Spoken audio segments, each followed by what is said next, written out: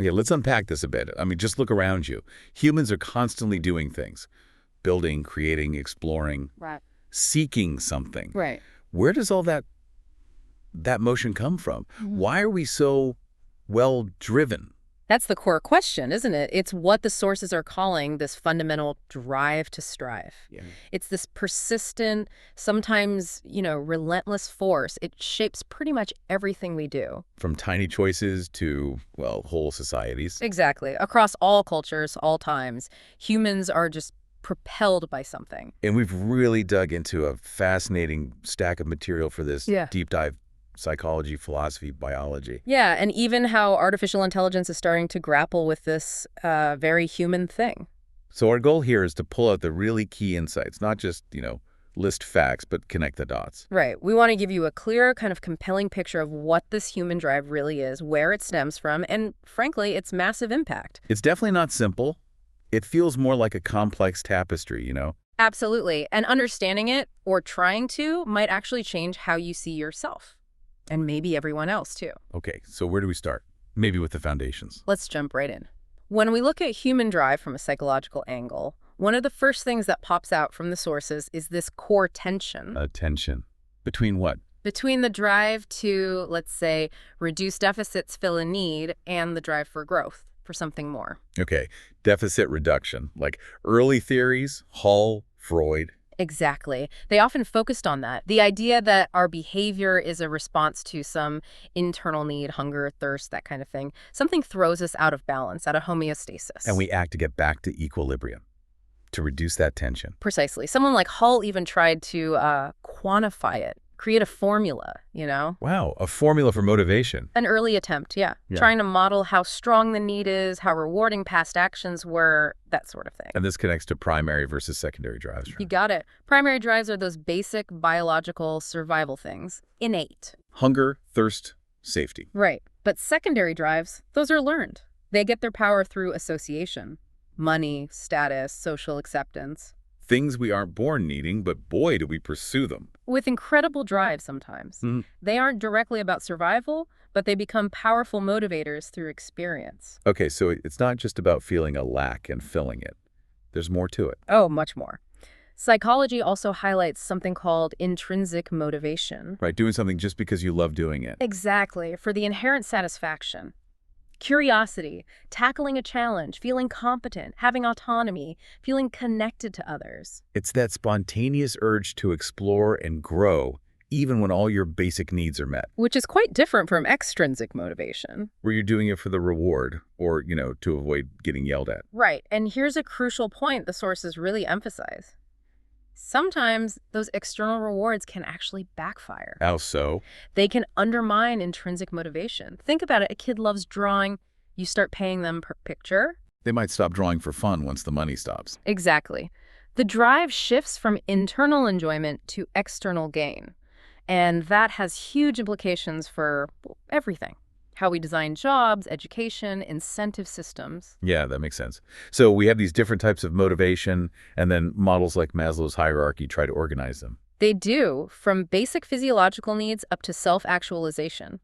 Glasser's choice theory is another example trying to map out core needs. But the sources critique these too, right?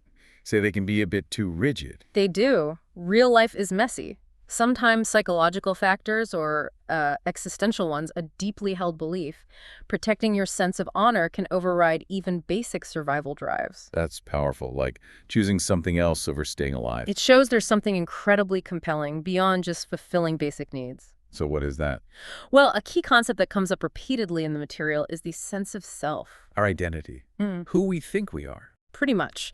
The sources suggest a fundamental drive is to establish, protect, and, enhance that sense of self and figure out how we fit into the world. And threats to that are stressful. Incredibly stressful, sometimes called compressive stress in the sources. And the need for a coherent, integrated self, that feeling of wholeness, can drive so many different behaviors. Like what? Seeking social belonging, pursuing a career, creating art. They can all be ways of building or expressing that self. The need for integration, when unmet, is described as tensile stress. So the sense of self idea kind of ties a lot of different drives together. It seems to act as a central organizing principle. It's so strong, the drive to protect it, that in extreme cases, it can even override the survival instinct. Think self-sacrifice for a cause or for honor. Wow. Okay, that's a major insight. So psychology gives us deficit reduction, growth, intrinsic, extrinsic, and this core sense of self-drive. What about philosophy? How does it view this striving? Philosophy often links drive to that search for meaning and purpose. The big questions. Right. Ambition, philosophically, isn't just about climbing the ladder. It's often tied to a deeper desire for significance, for understanding your place in the grand scheme of things. That existential quest. Exactly. It fuels striving in careers, sure, but also in spirituality and creativity and intellectual pursuits. And there's an ethical angle, too, even way back. Oh, yeah. Ancient philosophers were debating ambition. Plato worried ambitious people might not be the best rulers. Aristotle saw healthy ambition wanting appropriate recognition as a virtue, but excessive ambition, like greed, as a vice. So questions about the right kind of drive or how much is too much, still relevant. Absolutely. And even the drive for knowledge itself, logic, mathematics, theories of truth, that's a philosophical striving too. Our intellectual engine pushing to understand the universe. Okay, psychology, philosophy, what's the biological root? Biology takes us down to the fundamentals. Survival and reproduction. The evolutionary imperatives. Right. Instinctual needs shaped over millennia. Evolutionary psychology sees our motivations as this sort of adaptive toolkit. Tools honed to help us find resources, mates, navigate social groups, all for survival and passing on genes. And our brains are wired for this. Definitely. Neurobiology points to specific systems, reward pathways involving dopamine, crucial for motivation, wanting something, anticipating reward. Low dopamine linked to sadness, lack of pleasure. Right. Then you have norepinephrine involved in arousal, attention, stress responses, surprise, fear, anger. And cortisol, the stress hormone, too much for too long leads to burnout. Exactly. Serotonin plays a role in mood, impulse control, how we react to punishment or dislike, and our individual genetic makeup influences these systems, affecting our natural tendencies towards certain drives. So putting this first part together, drive is this incredibly complex cocktail. It really is. Biological needs, psychological forces, safety, belonging, competence, autonomy, that sense of self, and this philosophical quest for meaning. It's universal, but how it looks, how it plays out is incredibly diverse. Hugely diverse. Because those secondary drives are learned and culture. Culture is massive. Culture channels even the basic stuff, like needing connection. Absolutely. Sociology really drives this point home. Take the drive for social connection fundamental, right? But how you express it, what behaviors fulfill it, varies enormously between, say, a collectivist culture and an individualist one. Same drive, different expression. Exactly. Reproduction, achievement, culture shapes how these innate drives are channeled through norms, institutions, socialization. If AI wants to understand human motivation, it needs to be incredibly sensitive to these cultural filters. That malleability of learned drives, shaped by culture, that explains the huge range of human goals we see. It's key. Okay, fascinating foundation. So how did this drive evolve? How did it get shaped over history and our own development? Well, evolutionary psychology, again, suggests our drives are part of that adaptive toolkit built over vast stretches of time. And it wasn't just our minds changing, right? Our bodies, our tools. Totally intertwined. Bipedalism, bigger brains, tool use, language, symbolic expression. These developments didn't just happen alongside drive, they expanded it. They opened up new possibilities for meaning-making, complex social bonds, aesthetics. And there's this idea of gene-culture coevolution. Yeah, the idea that our genes and our cultural practices actually influenced each other's evolution. Maybe genes supporting pro-social behavior got a boost in groups that cooperated well, which in turn allowed for more complex culture. And historically, this collective drive literally built civilizations. You can see it clearly. Changes in our psychology allowed for larger, more cooperative groups. Competition between groups probably favored those with strong norms for working together, loyalty, bravery, that kind of thing. And then huge shifts, like agriculture. Yeah. The Neolithic Revolution. Yeah. That must have reshaped drive profoundly. Absolutely. It wasn't just about farming. It demanded long-term planning, created concepts like property, led to settled life, surpluses. Creating totally new things to strive for, accumulating wealth, building permanent stuff. Right. And later, with complex civilizations, you get specialization, governance, massive projects, channeling drive into political power, organized knowledge, new forms of status. Each era sort of replumbed the fundamental human drive into new channels. And drive isn't static within one person's life either, is it? It develops. Crucially, yes. It unfolds across the lifespan. Our early experiences nurturing versus adverse roots, they lay down foundational patterns for our adult drive, our resilience, our belief in our own capabilities. Family, role models, education, they're all shaping it. Hugely formative. And drive looks different at different stages. Early childhood, you see things like gender roles starting. Adolescence brings big shifts in affiliation, identity, autonomy, sexuality. Adulthood focuses drive on purpose, career, relationships, generativity. And this maps onto how our brains develop, too. It mirrors it pretty closely. The brainstem, for basic survival, matures early. The limbic system, emotion, self-concept, those secondary drives develops through adolescence. And the prefrontal cortex, for planning, control, executive function, that matures last, well into our mid-20s. So the sequence matters. Which drives become prominent when? Yes. And the sources really highlight childhood and adolescence as critical periods. The wiring for our dominant drives is more malleable then. Interventions can be more impactful. Changing those core patterns later is, well, it's harder. So it's always nature meeting nurture. We have these innate impulses. Survival, curiosity, belonging, seeking meaning. They seem universal. But culture provides the script, the how-to. Always, culture channels them. As we said, social connection looks different everywhere. Researchers like Donald Brown found lists of human universals, language structures, social roles, beliefs, and Schwartz identified basic values like achievement, benevolence, power found across cultures, likely grounded in universal human needs. But socialization makes them specific. Exactly. Primary socialization in families, secondary in schools, workplaces. It molds those universal drives into culturally appropriate forms. Education channels curiosity.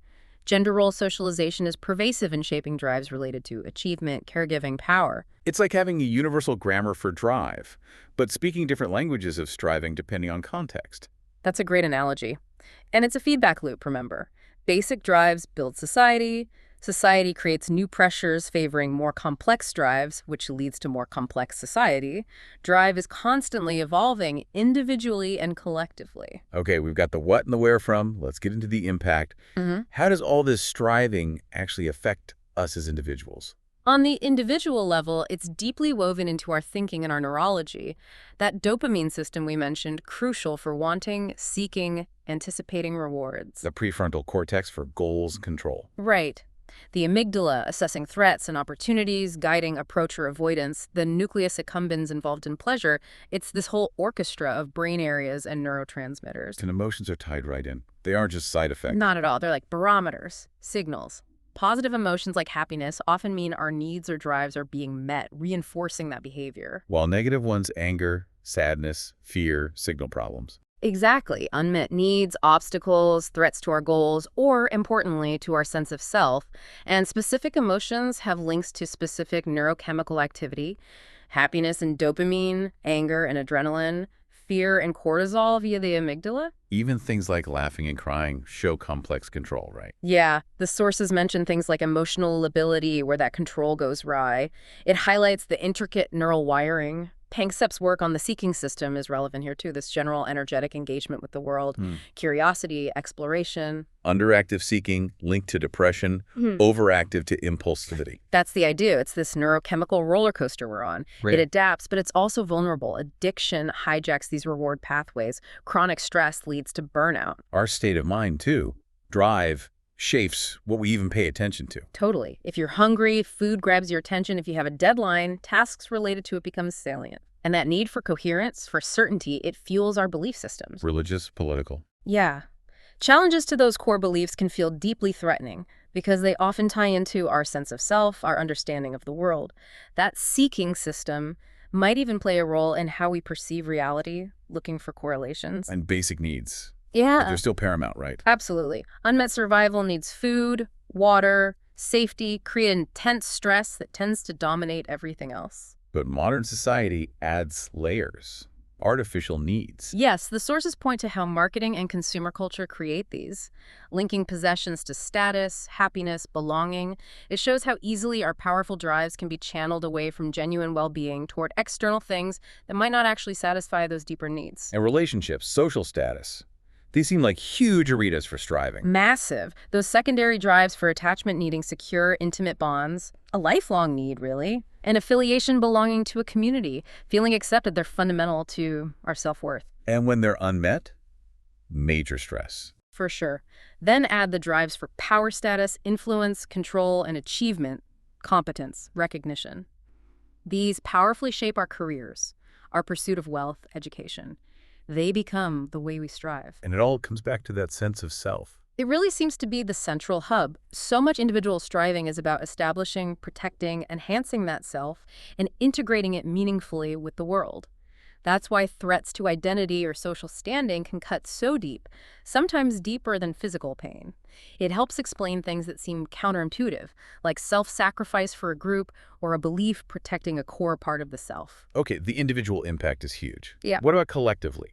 When you add up all our striving? Well, it fundamentally builds society, doesn't it? Our drives for order, knowledge, connection, cooperation, they create culture, laws, institutions. But it's not all positive. Conflict arises too. Absolutely. Competing drives, unchecked drives, they lead to huge societal problems. Inequality, exploitation, prejudice, violence. Drives for power and status fuel things like gendered power dynamics, the undervaluing of certain kinds of labor, think global supply chains. Ideological drives can fuel horrific conflict. The same force builds and fragments. Art seems like a really interesting collective expression of drive. Profoundly so. It's not just decoration, as the sources say. It's a reflection of our inner lives, our search for meaning, beauty, connection. The drive to create is often deeply intrinsic curiosity, challenge, self-expression. Freud talked about sublimation. Right. And neuroaesthetics shows how our brains engage with art. But art also shakes collective drives. It holds up a mirror, critiques, fosters cohesion, provokes thought.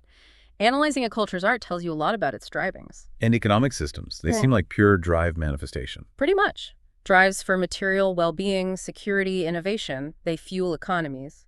And different systems channel these drives differently. Capitalism, for instance, heavily leverages competition. And creates those artificial needs we talked about. Exactly. The sources use this term human supply chain, this incredibly complex global web of human activity, skills, labor, all driven by striving. Innovation, cooperation, but also greed and exploitation. Right. And it's vulnerable. Shocks, disasters, wars, pandemics reveal the consequences of unchecked drives within that system. Then the drive for security pushes adaptation, diversifying supply chains, reshoring production. It's a complex adaptive system built by drive, vulnerable to its consequences, and constantly evolving because of adaptive drives. But the bigger collective impact, it has to be the environment, right? It's stark. Unbridled human drive, especially amplified by technology, has taken a massive toll on the planet. So many of our environmental crises are directly linked to our collective striving for growth, resources, a certain kind of material life. Climate change. The dominant cause is human activity, burning fossil fuels, industry, deforestation, agriculture, all driven by the pursuit of energy, land, goods. The CO2 spike tells the story. Resource depletion, habitat destruction. Driven by population growth and consumption patterns. Agricultural expansion, deforestation leading to erosion, water issues, and massive habitat loss. Millions of acres cleared every year. Which leads to biodiversity loss. Directly. Habitat destruction, invasive species, pollution, climate change. Yeah. Even our farming practices like pesticide use and tillage have devastating impacts on animal populations. And our direct impact on animal welfare, too. Through farming, research, unintended harm. Yes. Keeping animals, deliberate harm, accidental harm like vehicle collisions or oil spills, and the indirect ecological damage. It all stems from human activities driven by various needs and desires. It's a huge paradox, isn't it? This drive enables incredible things, but unchecked. It leads to destruction, environmental damage, inequality, cruelty. The sources frame the challenge clearly. How do we channel this immensely powerful force towards outcomes that are sustainable, equitable, and genuinely fulfilling? Work as ethics, long-term vision, collective self-control almost. Exactly. Which brings us, interestingly, to artificial intelligence. Yeah, AI. A product of human drive itself.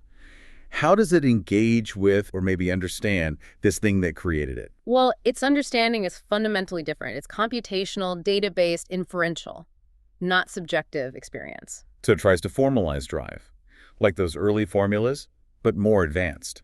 Kind of. Reinforcement learning in AI is basically a model of drive focused on maximizing a defined reward and external goal. Researchers are also trying to model things like intrinsic motivation using concepts from psychology like competence or curiosity in AI agents. But AI is getting better at reading us, right? Effective computing. Yeah, recognizing human emotions from faces, voice, text, physiology. This helps AI understand our emotional states, which, remember, are like those barometers of drive. Then there are large language models, LLMs. They seem to be showing some ability related to theory of mind. Emerging abilities, yes. Inferring beliefs, desires, intentions, like in those classic Sally-Ann tests. They're getting better at benchmarks designed to test this. But it's pattern matching from massive data, isn't it? Not real understanding. That's the crucial caveat. It can be inconsistent, prone to clever Hans's effects, seeming smart, but just matching patterns. And bias in the data is a huge issue. Critically, AI lacks subjective experience, consciousness, intention. It processes information about emotion and drive. It doesn't feel them. Behavioral equivalence isn't subjective understanding. We have to avoid anthropomorphizing. Absolutely vital. However, AI can be designed to support human needs. How so? In areas like work, AI tools might enhance our sense of competence by providing information or efficiency gains, or support autonomy by handling routine tasks. Some applications might even foster relatedness, used carefully. Which leads to human-centered AI, designing it consciously to align with our well-being. Exactly. Transparency, accountability, fairness, using human-centered design processes. So comparing human versus AI understanding of drive. Human. Experiential, subjective, empathetic, holistic. AI inferential, data-driven, statistical. Strengths and weaknesses on both sides. Humans bring depth, nuance, empathy, context, intentionality. AI brings data processing power, scale, consistency within its parameters, detecting subtle patterns. Humans have bias, limited capacity. AI has no subjective experience, data dependency issues, struggles with true novelty, can be a black box. So they're complementary. AI for the what and how from data. Humans for the why, the ethics, the feeling. That seems the most productive way to view it. Human-AI collaboration. But can AI grasp existential meaning, that philosophical drive? It can process texts about purpose, mortality, meaning. It can discuss them based on its training data. But it doesn't experience existential angst or the personal search for significance. Its purpose is programmed by humans. So it can provide information, arguments maybe, but not the felt acceptance of, say, life is all there is. Exactly. That's a deeply human experiential journey. AI can be a catalyst for thought, maybe, but not a replacement. When AI explains drive, it's redescribing correlations in data, an as-if account, not direct insight into the subjective core. Still, AI could have roles to play related to our drive. Potentially. As a research tool, definitely. Analyzing individual drive patterns from wearables, digital footprints, or collective drive from social media trends, economic data, even art analysis. Maybe enhancing well-being. Personalized motivation coaches, emotional regulation tools. It's being explored. AI companions, chatbots for goal support, effective AI, again, with ethical care. And could it help with the negative sides? Addiction, aggression, bias? Maybe. AI might help identify patterns linked to addiction risk. Analyzing communication or markets for manipulation or aggression is possible, but ethically fraught. AI can be used to flag bias in human decisions, but It can also amplify bias if trained on biased data. precisely. The ethical implications are huge. Autonomy, risk of manipulation, bias, and fairness. Who defines the good life AI might promote? Whose morality guides it? Privacy, explainability, accountability. The AI alignment problem isn't just about AI goals, but aligning it with human well-being and drives. Exactly. How do we use AI to help channel human drives positively without AI taking control or creating new problems? And that point about cruelty. Like, people act without empathy. AI can't really understand that absence, can it? Cruelty often stems from a lack of empathy, maybe diminished pro-social drives, what the sources might term an absence of humanity in that felt sense. AI can model risk factors, perhaps, but it lacks subjective empathy, a moral conscience. Its understanding of cruelty is abstract, statistical, not a felt ethical grounding. Using AI to align human drives ethically is complex, because the AI itself needs aligning. It's a double-edged sword. AI could catalyze self-reflection, but also numb us by smoothing over the necessary struggles and discomfort that often fuel deeper meaning. AI should support, not supplant, that human journey. Okay, so pulling this all together, drive isn't isolated. It operates within bigger frameworks. Right. Math and logic can model aspects of it. Physics, like thermodynamics and entropy, provides a universal context life and drive as forces creating order against entropy. But these formal systems miss the subjective why. Drive is emergent. Emergent from the complex human environment system. Systems theory. Yeah. Holism, feedback loops, self-regulation, adaptation, higher drives emerging from simpler ones. Cybernetics, the study of goal-directed systems, is relevant too. And it bumps up against determinism versus free will. Absolutely. We feel compelled by drives, yet we also feel we choose. There are clear deterministic influences: genes, neurobiology, upbringing, culture. But maybe our complex cognition, self-awareness, planning, theory of mind allows for an emergent freedom. Self-regulation, choice within constraints. That supports a compatibilist view. We act on our desires, even if those desires have underlying causes. AI is deterministic or probabilistic.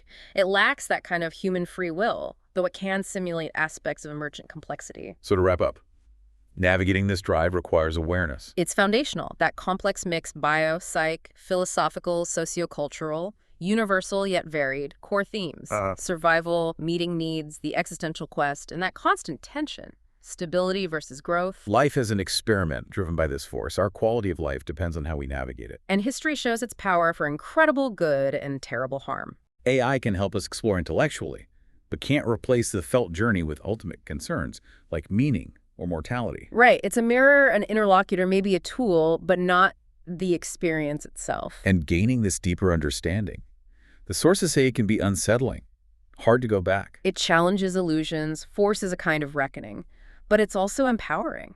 Greater self-awareness, the possibility of more conscious direction, a clearer sense of ethical responsibility for collective impacts. The very act of you seeking this knowledge is that drive for understanding at work. So we need conscious human-AI coevolution. Seems crucial. Humans cultivating self-awareness, empathy, long-term thinking, AI developers focusing on human-centered design, mitigating bias, augmenting agency, interaction focused on collaboration, human oversight. Because the negative impacts, cruelty, environmental harm, inequality, often stem from unconscious, misaligned drive. Exactly. Mitigation isn't just about tech fixes. It's about making our striving more conscious, reflective, ethical. AI is a tool, powerful but limited. It can instill consciousness or empathy in us. The ultimate improvement comes from us evolving towards more self-aware, compassionate striving. And maybe this kind of challenging insight is the very beginning of that evolution. It's understanding the engine. Yeah. What drives the driver? So, quite a journey. From basic biological urges all the way through civilizations and now into AI's reflection of us, all through this lens of human drive. And some really key themes emerged, didn't they? That tension between stability and growth, the importance of the sense of self, how culture channels everything, and the huge consequences of unchecked striving. Which really brings us to a final thought, maybe a question for you, the listener. Yeah. Now that you've taken this deep dive with us, exploring what really drives us from biology to philosophy, seeing it mirrored, however imperfectly, in AI, what does this all mean for how you choose to strive? Does knowing the mechanisms, the history, the potential pitfalls, does that change how you navigate your own, unquenchable thirst, your own drive? Something to consider as you go about your day. This is DigitView.